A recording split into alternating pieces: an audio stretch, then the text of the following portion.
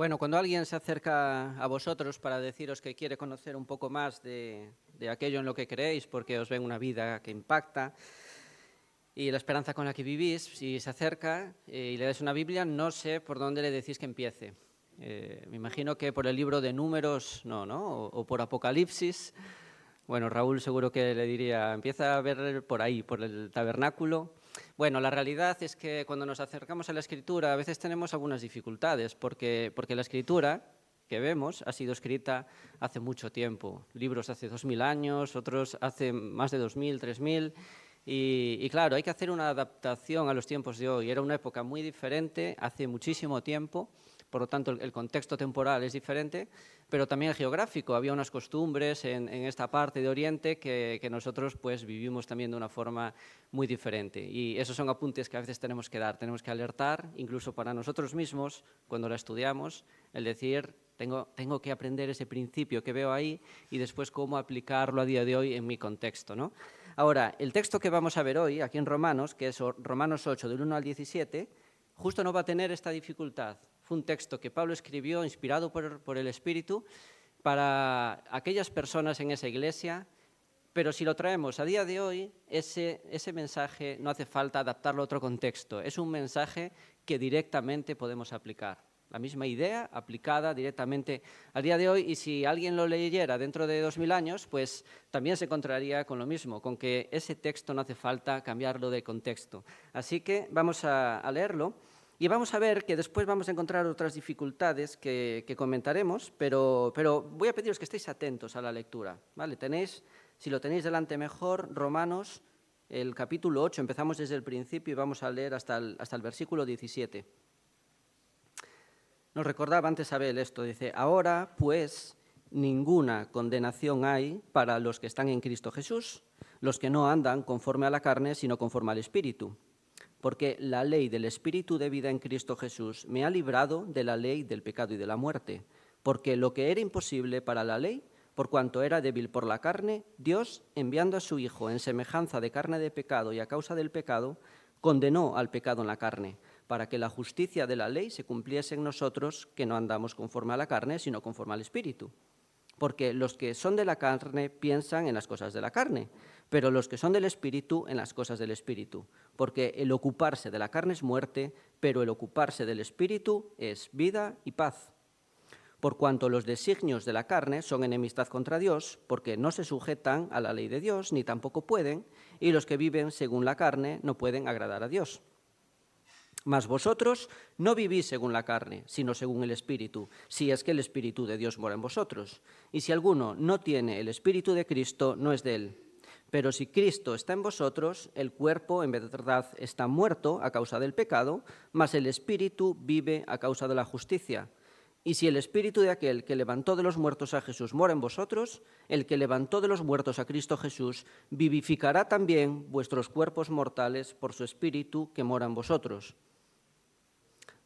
Así que, hermanos, deudores somos, no a la carne para que vivamos conforme a la carne, porque si vivís conforme a la carne moriréis. Mas si por el Espíritu hacéis morir las obras de la carne, viviréis. Porque todos los que son guiados por el Espíritu de Dios, estos son hijos de Dios.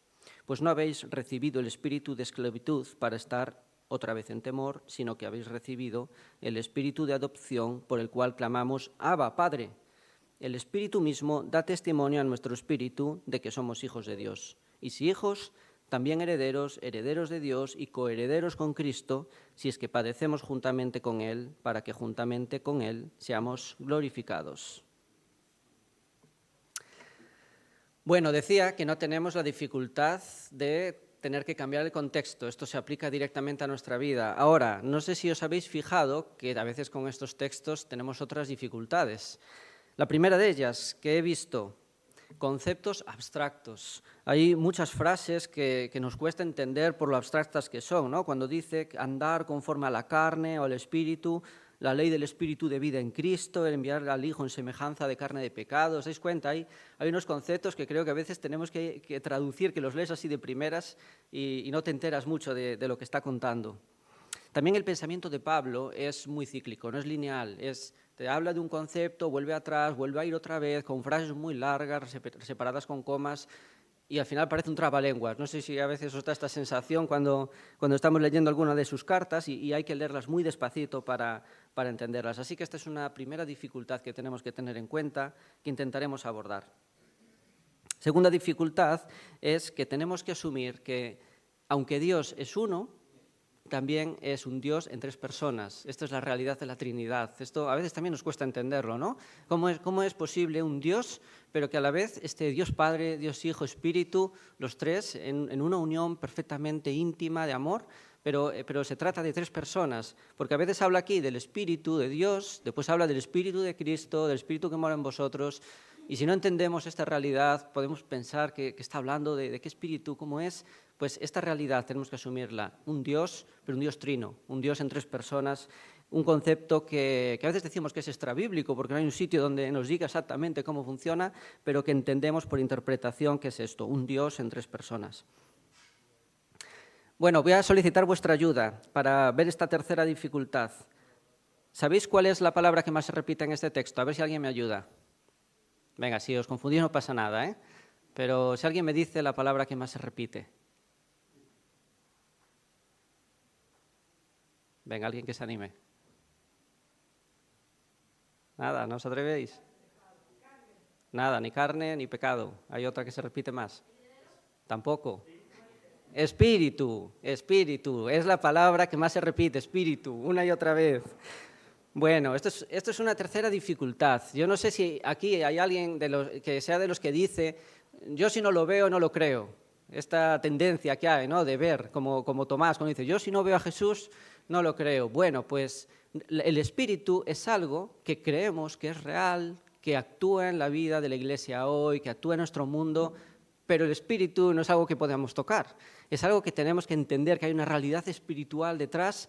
Y precisamente hoy vamos a hablar de espíritu, el espíritu que está presente en nuestra vida y el espíritu que nos va a ayudar en nuestra vida como creyentes, que tenemos eso, que creer, que está presente, que nos está ayudando, que nos está capacitando constantemente y teniendo una actividad directamente en nosotros. Así que este es el título, la ayuda del espíritu en dos áreas muy determinadas.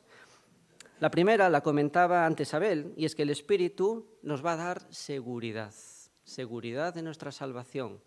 Este concepto que tiene que ver con la fortaleza, que tiene que ver con el consuelo, que tiene que ver con el ánimo, con darnos esta tranquilidad, ¿no? O sea, el poder tener seguridad y que seamos personas que vivamos con seguridad en nuestra salvación.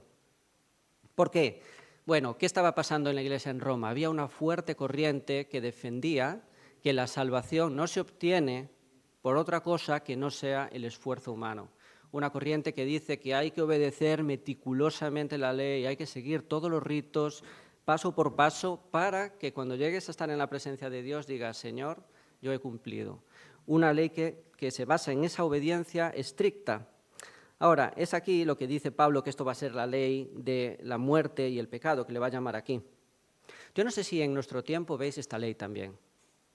Si os fijáis, la mayoría de las religiones en nuestro mundo, cuando salimos fuera, se basan en precisamente los méritos humanos, el cumplimiento y poder justificarnos y poder salvarnos a través de la obediencia, a través de acumular méritos. Una parte del cristianismo, por ejemplo, del catolicismo apostólico romano, defiende esto, la penitencia, el después tener esta acumulación de cosas que nos van a salvar. Pero bueno, no, la Iglesia ortodoxa también defiende esto. También vemos, por ejemplo, el budismo, que se basa en acumular méritos para que cuando después hagas una reencarnación te reencarnes en algo mejor y en el cielo después tengas pues ciertas cosas mejores si obedeces. Y también la veo realmente en el ateísmo, o sea, en nuestra cultura, el esfuerzo exigente que muchas veces se nos dice de dar la mejor versión de ti mismo porque a través de tu esfuerzo vas a lograr a ser el mejor, en esa sociedad a veces competitiva donde tenemos que basarnos y nuestra valía es aquello que hacemos. ¿Os dais cuenta? La obediencia, el acumular méritos, el esfuerzo como la base para nuestra salvación. Ahora Pablo va a decir, cuidado, esto no funciona así con Dios. va a argumentar, porque había gente en este momento que con esta corriente se sentía confusa y empezaba a tener dudas si realmente eran personas salvas, si su relación con Dios estaba restaurada o no. Y como decimos, Pablo va a argumentar que esta ley del esfuerzo basado en nuestra obediencia dice que es la ley del pecado y de la muerte porque es incapaz de salvarnos. El cometido de la ley de Dios nunca fue el de salvarnos. No tiene poder para eso. Si lo veis en el versículo 3, dice que es imposible. Decía Abel antes que podemos tener dudas si es basada en el esfuerzo. No hay dudas, es que es imposible porque por culpa de nuestra naturaleza humana, de nuestra debilidad. Debido a la naturaleza humana, no hay ningún ser humano que pueda decir yo he hecho todo bien delante de Dios. ¿Creéis que hay algún ser humano que no haya caído nunca, que no haya hecho algo mal? Si es que hasta precisamente cuando intentamos hacerlo bien, nos damos cuenta, como decía Esteban la semana pasada, que hay una lucha en nosotros, un cuerpo, una naturaleza, una inclinación que nos lleva hacia atrás. Por eso, esta ley no es una ley que sea válida, que tenga ese poder, esa autoridad para justificarnos delante de Dios. Precisamente, el propósito que tiene la ley es la de reflejar la muerte, la de reflejar que estamos separados de Cristo. A veces vemos la muerte como la destrucción, pero la muerte como concepto, aquí bíblico, tiene que ver con la muerte como separación. Ya no estamos unidos a Cristo, hemos nacido ya separados y a medida que desobedecemos a Dios, esa separación nos mantiene alejados. Hay un obstáculo entre nosotros y Dios. Por eso la muerte dice que es la ley de la muerte y del pecado. Así que esta solución, esta ley, no nos vale. Pero sí que hay algo bueno que tenía estas personas que estaban diciendo que era importante seguir la ley, y es que se toman la justicia de Dios en serio. A mí me da la impresión de que hoy la gente, y no sé si tenéis la misma percepción, vive con los ojos cerrados ante realmente la responsabilidad que tenemos delante de Dios. Tenemos que hablar del amor de Dios, y es cierto, nuestra sociedad tiene que saber que hay un Dios que los ama profundamente, pero también nuestra sociedad tiene que saber que el Dios en el que creemos es un Dios justo, en el que su justicia es importante, su ley, obedecerlo, tenerlo en cuenta, es muy importante. Y la gente hoy hay que ser muy malo para que alguien diga que somos malas personas. Casi hay la percepción de que vivimos siendo muy buenas personas y de verdad tenemos que ayudar a la gente a entender cómo es la justicia de Dios. Incluso nosotros en la Iglesia a lo mejor tenemos que empezar por nosotros intentando ver cómo es la justicia de Dios, porque cuando estamos en la presencia de Dios, cuando entendemos su justicia, ahí nos damos cuenta de que realmente tenemos una deuda con Él. Realmente pesa sobre nosotros la muerte, pesa sobre nosotros una condena, porque no logramos tener esa justicia. Cuando era pequeño, hace ya bastante, tenía 16 años, lo voy a contar para que veamos esto realmente. Hicimos una gamberrada, mis amigos y yo, por la noche, y fue con pintura blanca, ¿no? Y estábamos pendientes de que la pintura no nos salpicara y no estuviéramos manchados, porque eso nos iba a delatar. Entonces nosotros íbamos haciendo la gamberrada y íbamos viendo que estábamos limpios. Era de noche, claro, no se veía nada, pero parecía que estábamos limpios. Ahora, cuando de repente fuimos a la luz, llegamos a una farola, cuando vimos cómo estábamos totalmente salpicados de manchas. Y esto es un poco lo que pasa en nuestra sociedad. Si logramos que la gente conecte con Dios y le hablamos de la justicia de Dios, pueden llegar a entender en la luz lo que no veían en la oscuridad, que realmente hay una deuda y estamos separados de Dios porque hemos transgredido su ley, porque hemos hecho las cosas mal. Ahora, esto que nos mantiene alejados de Dios, hay una solución. No es esta ley no vale, pero hay otra. La solución aportada por Dios, que le llama la ley del Espíritu que da vida en Cristo. Es una ley que nos libra de la otra. Versículos 3 y 4 dice que lo que era imposible para esta ley de obediencia, por cuanto era débil por nuestra naturaleza, dice que Dios envió a su Hijo en semejanza de carne de pecado y a causa del pecado condenó al pecado en la carne para que la justicia de la ley se cumpliera en nosotros. Partimos de esta situación de muerte, esta situación de estar alejados de Dios. Tenemos que salir de ahí. Nosotros no lo podemos hacer, pero Dios lo va a hacer. Y lo va a hacer de esta manera. Fijaos lo que dice John Stott en uno de sus libros. Dice que lo único que Dios no puede hacer ante la rebelión del hombre es justamente nada. Dios no se puede quedar sin hacer nada porque es un Dios justo. Dice, tenía que aplicar el castigo sobre el hombre o sufrirlo sobre sí mismo. Y dice, Dios eligió este segundo recurso, con lo cual honraba la ley, honraba su justicia y a la vez salvaba al culpable. Dice, recibió su propio juicio. Y esto es realmente lo que hace Dios. Dios va a hacer un mecanismo para que nosotros podamos vivir, por eso le llama el espíritu que da vida, la ley del espíritu de vida, pero lo hace pagando él mismo ese precio tan alto y era necesario que lo hiciera así para hacer justicia. Y este va a ser un mecanismo que le llamamos de sustitución. Y como es un mecanismo de sustitución, alguien nos sustituye y va a ser Dios mismo, tenemos que entender las cualidades que tenía nuestro sustituto, para que fuera un sustituto adecuado. Y esto era importante que fuera así. Dice que Dios envía a su Hijo en forma de carne de pecado. Esto habla de la naturaleza y de este proceso que Dios hace de sustitución. En primer lugar, era importante que nuestro sustituto fuera humano. Por eso dice que Dios envió a su Hijo en forma de naturaleza humana. Dios decide hacerse hombre, autolimitarse para identificarse con nosotros. No valían los sacrificios del Antiguo Testamento porque una cabra no podía sustituirnos a nosotros, o un palomino, como se decía, por la expiación, no podía. Tenía que identificarse como un humano muriendo por nosotros, y esto hace Dios. Dios se limita, se hace hombre para poder identificarse y morir en nuestro lugar. Ahora, en segundo lugar, también era importante que fuera Dios, porque ¿qué nos diría el texto sobre Dios de un Dios que decide no asumir el propio juicio sobre sí mismo, sino que decide que lo pague otro?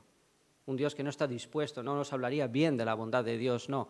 Es Dios mismo que se hace hombre y vemos, como dice en Filipenses 2:6, dice, Jesús, el cual, siendo en forma de Dios, teniendo la naturaleza de Dios, no estimó ser igual a Dios como cosa a que aferrarse, sino que se despojó a sí mismo, tomando forma de siervo, hecho semejante a los hombres, y estando en la condición de hombre, se humilló a sí mismo, haciéndose obediente hasta la muerte y muerte de cruz. Jesús fue un ser único, porque fue totalmente humano, pero fue también totalmente Dios. Y Jesús vivió entre nosotros, Dios en Jesús, muriendo y pagando un precio altísimo.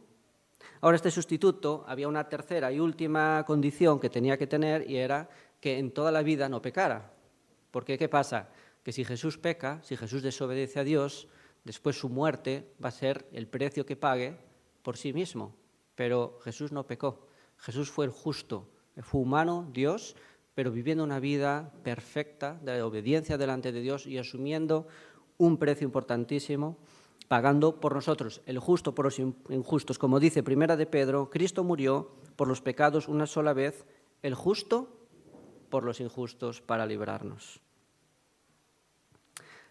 Nuestra salvación no depende del esfuerzo humano, nunca dependió del esfuerzo humano, depende del amor de Dios, depende de la gracia de Dios, que decide tomar esta iniciativa porque nos ama profundamente y porque a la vez es un Dios justo y tiene que pagar y tiene que satisfacer esa justicia y Dios recae sobre sí. Y esto es importante que nosotros lo entendamos y es importante que también la gente lo entienda. En Juan 3:16, para complementar esto, dice, porque de tal manera amó Dios a las personas que dio a su Hijo unigénito para que todo en el que Él cree no se pierda, sino que tenga vida eterna, porque no envió Dios a su Hijo para condenar al mundo, sino para que el mundo sea salvo por Él. Gracias a Dios por esto. Es una buena noticia para nosotros. Él murió para que nosotros podamos vivir. Y esta es la noticia del Evangelio, y es una buena noticia. Ahora, ¿quién se beneficia de esto? ¿Quién se beneficia de esta salvación tan grande? ¿Se beneficia toda la humanidad? Bueno, pues tenemos que ir al primer versículo. No toda la humanidad se va a beneficiar. Dice el versículo 1 que no hay condenación para los que están en Cristo. Los que están en Cristo son los que se salvan, pero estar en Cristo o estar unido a Cristo es una posición existencial a la que hay que llegar. Y no se llega por obediencia, se llega a través de la fe, como estamos viendo en Romanos, como llevamos viendo mucho tiempo. nuestra justificación, Dios cumple justicia, hace la obra con el deseo de que toda la humanidad se beneficie, pero solo se benefician aquellos que ponen su fe en Jesús, aquellos que reconocen a Jesús como ese sacrificio, como su sustituto en la cruz. Esos son los que quedan limpios, los que sus deudas han quedado saldadas. Por eso se llega a través de la fe. Ahora, va a pasar algo sobrenatural. Queremos hablar del Espíritu y la presencia del Espíritu, y cuando tomamos esta decisión tan importante en nuestra vida, que es vital, que es la de creer en Jesús como nuestro Salvador, va a ocurrir algo sobrenatural. Ya estamos limpios. Los que hemos decidido creer en Jesús, ya no hay una deuda, no hay un obstáculo, no estamos muertos. Nuestro cuerpo está limpio. Ya puede el Señor tener una relación personal con nosotros, y lo que va a pasar es que el Espíritu Santo, el Espíritu de Dios, va a comenzar a vivir en nosotros. Esto es algo que es sobrenatural. ¿Cómo ocurre? Bueno, pues es así. Cuando ya estamos con una relación restaurada, el Espíritu mismo de Dios empieza a vivir. Esto a veces creo que no lo recordamos, que la Iglesia vivimos con el Espíritu de Dios en nosotros, ayudándonos, capacitándonos, y lo que vemos aquí es tranquilizándonos y dándonos seguridad en nuestra salvación. Dice en el versículo 9, dice que alguno no tiene el Espíritu de Cristo, no es de él. Es decir, hay personas que vivimos en el mundo, que somos la Iglesia, que tenemos el Espíritu de Cristo, y después hay otras que no lo van a tener. Por lo tanto, dos tipos de personas. Y vemos que una de las funciones del Espíritu es tranquilizarnos, darnos seguridad de que nuestra relación con Dios está restaurada y de que tenemos vida. Así que esta es la primera de las funciones que hace, nos asegura la vida. Versículo 11 dice: si el Espíritu de aquel que levantó de los muertos a Jesús mora en vosotros, el que levantó de los muertos a Cristo vivificará también vuestros cuerpos mortales por su Espíritu que mora en vosotros. Cuando pensamos en la vida, normalmente, ¿en qué pensamos? En la vida física, en lo que vemos. Esto es lo que los griegos aquí decían bios, esto es la vida. Pero aquí está hablando de una vida diferente. Aquí está hablando de una vida zoe, que es una vida que es vida espiritual. Es decir, así como la muerte era una separación total de Dios, dice, la vida es una relación íntima. Hay una relación íntima con Dios. Y vamos a ver esto, que ya los creyentes lo disfrutamos hoy, esta relación íntima, pero va a tener un enfoque futuro, va a tener un enfoque eterno. Dios nos garantiza de que no vamos a morir jamás. Así como Dios resucitó a Jesús a través del Espíritu, dice, también cuando nuestro cuerpo se apague, este cuerpo mortal al que estamos sujetos aún, el bios, se va a apagar, dice, Dios nos va a resucitar y vamos a vivir eternamente. La Iglesia vamos a vivir eternamente en un cuerpo nuevo, donde no va a haber desgaste, donde no va a haber sufrimiento, donde no va a haber dolor. Y yo creo que esto es algo en lo que nos debería de ayudar a hablar un poquito más de la muerte física, porque es un tema tabú en nuestra sociedad. Afrontar la muerte a veces no es fácil, pero precisamente los creyentes tenemos un mensaje de esperanza enorme, y es que no vamos a morir. La muerte física simplemente es un antes y un después. Vamos a resucitar y ya va a ser mucho mejor ese sitio al que vamos, una intimidad perfecta con Jesús, una vida donde ya no vamos a tener sufrimiento. Ahora padecemos, como dice el versículo 17, pero después participaremos de esa gloria. Y algunos de los que estáis aquí por probabilidad, a lo mejor llegaréis antes a ese momento. Pero, bueno, menos María González, que creo que va a vivir hasta los 500 años, pero el resto en algún momento, hablando un poco la broma, vamos a pasar por eso, esa muerte física. Pero realmente la esperanza que tenemos es de que cuando nos apaguemos físicamente, resucitaremos para vivir ya sin dolor. Un Dios que estará a nuestro lado, con el que tenemos una intimidad enorme. Y esto es una esperanza y una seguridad que nos debería de a la Iglesia reconfortar, y el Espíritu hace ese proceso, nos da esa tranquilidad. Ahora, el Espíritu va a hacer otra cosa. Dice que nos asegura que somos hijos de Dios. No sé si recordáis la parábola del hijo pródigo, ese muchacho que se aleja de su padre y hasta come algarrobas, y en un momento determinado se humilla y dice, quiero volver a casa de mi padre. Y cuando llega, lo que quiere es simplemente que le dejen trabajar, simplemente tener un plato de comida. ¿Y recordáis lo que hace el padre? El padre va corriendo a por él, se echa en sus brazos y le dice, hijo mío. Y ese hijo ve al padre y sabe que lo ha hecho mal, pero el padre dice, da igual, tú eres hijo mío. Y eso es lo que hace Dios con nosotros. Dios no quiere esclavos. No nos ha creado para tener una relación con nosotros donde le adoremos y Él abuse de nosotros. No, para nada. Quiere tener una relación de amor íntimo. Y no hay relación de amor más íntimo que la relación de un padre con un hijo. Y es este espíritu de adopción, de que Él nos recoge cuando estábamos alejados y dice, tú ahora formas parte de mi familia. Muchas veces vemos esta ilustración de que somos la esposa de Cristo. Aquí vemos que somos hijos de Dios y herederos como hermanos de Cristo, precisamente porque esto demuestra la relación que Dios quiere tener de intimidad con nosotros. Una relación de amor profundo donde no nos ama porque valgamos más, porque hagamos mejor las cosas, sino porque nos ha creado y porque está deseando que volvamos otra vez a casa y disfrutar de una relación con nosotros. Y de esta forma el Espíritu Santo en nuestra vida nos ayuda a entender que somos hijos de Dios. Es como un sello, nos va a reconfortar y decir, tranquilo, ten seguridad, Dios te ama, estás bien. ¿Vale? Por eso es importante entender la presencia del Espíritu en nuestra vida.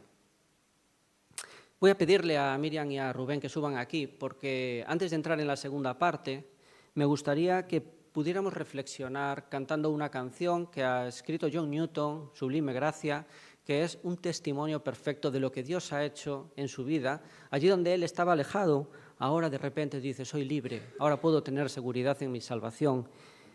Y si tú hoy estás alejado de Dios, si no has entendido a lo mejor el Evangelio hasta hoy, si Dios te ha ayudado a entender qué era lo que te separaba de Él, que no podías llegar a Él a través de la obediencia, el Señor te dice, vuelve aquí, lo único es que pongas tu fe en mí.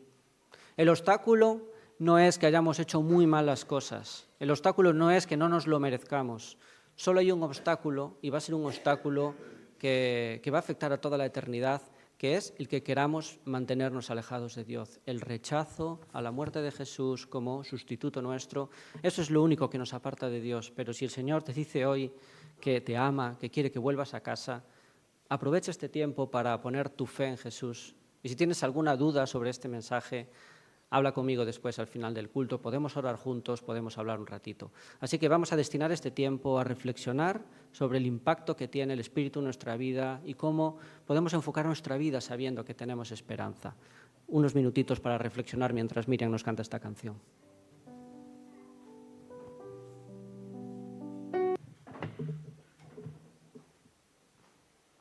Muy bien, muchas gracias. Bueno, algunos diréis, ya me voy lleno, con esto llega, ¿no? Pero este texto nos habla de una segunda parte en la que el Espíritu también nos va a ayudar. Antes, al principio, os contaba que había una fuerte corriente legalista que decía que hay que obedecer de forma escrupulosa y Pablo va a decir, no, podéis tener esperanza en que eso, el propósito que tiene la ley no es esa, pero también en este tiempo había otra corriente allí en la iglesia que decía que, bueno, ahora que somos libres, que ya el Señor ya nos ha liberado, ya da igual cómo tenemos que vivir. Es lo que Esteban decía a los antinomianos, esto, ¿no? Que ya podemos vivir de cualquier manera, ya la gracia del Señor está en nosotros. Ahora, no es lo que nos dice la Escritura. Somos liberados y la decisión de cuando ponemos nuestra fe en Jesús es liberarnos de esa deuda, es creer en Jesús como Salvador, pero hay aquí un ingrediente importantísimo y es el arrepentimiento. Es que cuando realmente reconocemos que hemos hecho las cosas mal de corazón, cuando entendemos el precio tan alto que tuvo que pagar Jesús por nosotros, también nos lleva a ser una persona nueva, nos lleva a apartarnos de una vida caracterizada por un montón de cosas que ofendían a Dios. Esa debería de ser la respuesta natural. Por eso dicen algunos textos que será salvo el que crea, el que confiese con su boca que Jesús es el Señor, que tiene esa autoridad y por lo tanto conlleva un cambio de vida. Y esto es algo en lo que el Espíritu también nos va a ayudar. Nos va a ayudar como referencia a entender las exigencias de Dios, qué es lo que implica creer también como algo, como depositar nuestra confianza para ser nuevas personas. Pedro nos hablaba hace 3 semanas, si recordáis, que teníamos que morir a ese viejo hombre. Y aquí Pablo va a decir que esto es algo esencial, que esto es algo que nos tiene que caracterizar cuando decimos que creemos en Jesús. Fijaos en el versículo 1, cuando habla de esto, diciendo que ninguna condenación hay para los que están en Cristo, hace un apunte y dice, de forma esencial, los que no andan conforme a la carne, sino conforme al Espíritu, es decir, aquellos que no viven centrados en aquellas cosas en las que vivían antes, separados de Dios, sino siguiendo al Espíritu. Algunos de vosotros no tenéis este añadido en vuestra Biblia. Esta segunda parte, que hace esta aclaración de lo que no andan conforme a la carne, sino conforme al Espíritu, no estaba en el texto original. Cuando vemos el griego no aparece. Esto fue un añadido que se hizo después para aclarar esta parte y para que no fuera tan brusco este paso con el siguiente versículo. Así que esto lo digo para que los que tengáis la nueva versión internacional o la nueva traducción viviente no lo vais a ver, pero es simplemente para aclarar. Seguir al Espíritu debería de ser una característica esencial de nuestra vida que refleja que hemos entendido el Evangelio. Veamos los versículos 5 hasta el 8, dice, los que son de la carne, es decir, aquellos que están alejados de Dios, aquellos que no tienen a Dios en cuenta en su vida, dice que piensan en las cosas de la carne, pero los que son del Espíritu en las cosas del Espíritu. Dice, porque el ocuparse de la carne es muerte, separación de Dios, pero el ocuparse del Espíritu es vida, es unión con Dios y paz. Por cuanto los deseos de la carne son enemistad contra Dios, porque no se sujetan a su ley, ni tampoco pueden, y los que viven según eso no pueden agradar a Dios. ¿Qué son las cosas de la carne, del espíritu? Vamos a definirlo así. Cosas de la carne en Gálatas, Pablo profundiza un poco más en esto, diciendo todas aquellas cosas que vemos en la ley que van en contra, como los celos, como las envidias, todo aquello que va en contra de los mandamientos de Dios. Dios estipuló unas cosas y nos las reveló para que andemos en ellas, porque eso es lo que a Él le gusta, le agrada. También cuando vivimos de esta forma vamos a evidenciar nuestra salvación. No nos gustan las personas que vienen diciéndonos yo creo que este es creyente, que este no es creyente. De verdad, no estamos llamados a juzgar de esa manera. Pero es cierto que a veces la forma en la que vivimos puede evidenciar también que estamos cerca de Dios o alejados de Dios. Versículos 9 y 10 dice, vosotros no vivís o no deberíais de vivir según la carne, sino según el Espíritu. Si es que el Espíritu de Dios mora en vosotros. Dice, y si alguno no tiene el Espíritu, no es de él. También el versículo 14 dice, porque todos los que son guiados por el Espíritu, esos son los que son hijos de Dios. No porque se basa en la obediencia, sino porque la característica esencial de los que son hijos de Dios es que son guiados por su Espíritu. Así que estas referencias que nos ayudan a entender que es importante la forma en la que vivimos. Yo cuando era un poco más pequeño, que era adolescente, estábamos en la iglesia y justo había personas que en la iglesia parecían muy espirituales. Uno en concreto era hijo de un pastor, se sentaba en las primeras filas, alababa, pero después esta era una pareja, cuando estaban fuera, las cosas que hacían, no os quiero dar detalles, pero daban todo lo contrario al testimonio de que realmente eran hijos de Dios. No sé si lo eran o no, pero el testimonio evidenciaba más que podían no serlo, más que poder serlo. Y también Pablo alerta cuando habla con los ancianos de Éfeso, tened cuidado porque en la iglesia también se van a colar personas que tienen una ambición personal y cuidado que son como lobos en medio de ovejas. Y tenemos que tener cuidado con esto. La forma en la que vivimos puede reflejar que somos hijos de Dios, pero puede evidenciar también otra cosa. Seguir al Espíritu también es importante porque es lo justo, dice el versículo 12, dice, así que hermanos, dice, somos deudores, no a la carne para que vivamos conforme a ella. Dios ha pagado un precio altísimo por nosotros y cuando vemos a Jesús en la cruz muriendo por nosotros, eso debería de ayudarnos a entender que realmente tenemos una deuda con Él, que queremos estar cerca suya y decir, Señor, quiero servirte, tengo una deuda contigo, esta actitud, ¿no? Hace poco también hablaba con una persona que decía, sí, yo reconozco que soy pecador, reconozco que no me lo merezco, pero bueno, estoy cómodo así. Realmente eso no es la conducta que nos debería de caracterizar a nosotros. Una persona que se siente cómoda haciendo precisamente aquello que hizo sufrir a Jesús hasta la muerte, dice, eso es como pisotear la cruz, eso es como de menospreciar totalmente la obra que hizo Jesús. Por eso que no es querer con la mente, también es una decisión personal de querer abandonar, de ser una persona nueva y dejar atrás todas aquellas cosas que ofenden a Dios. Ahora, quiero acabar con el versículo 13, porque esto no es posible que lo hagamos solos. No es a través de nuestro súper esfuerzo de ser personas que nos volquemos a tope, sino que tenemos que contar con la ayuda del Espíritu.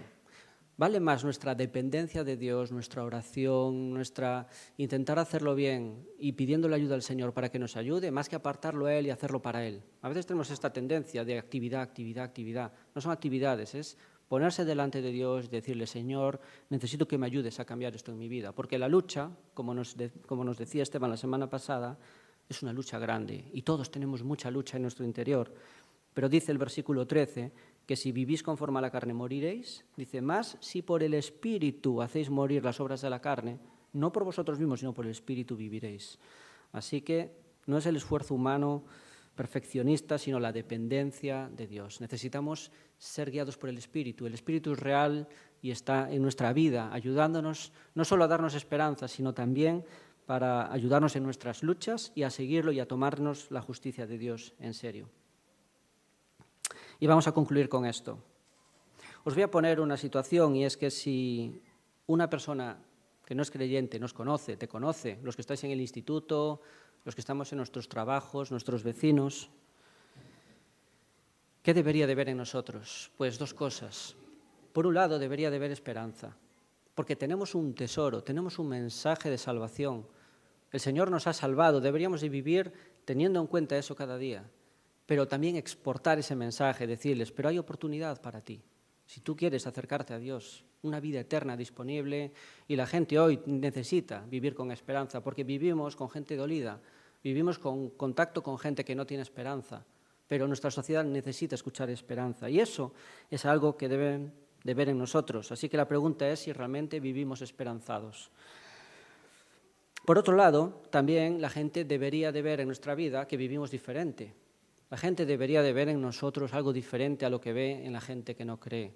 Debería de haber un celo por Dios, debería haber un compromiso, una relación auténtica, una manera de vivir que impacte. Esto es lo que esperaba Jesús de sus discípulos y es lo que espera de nosotros.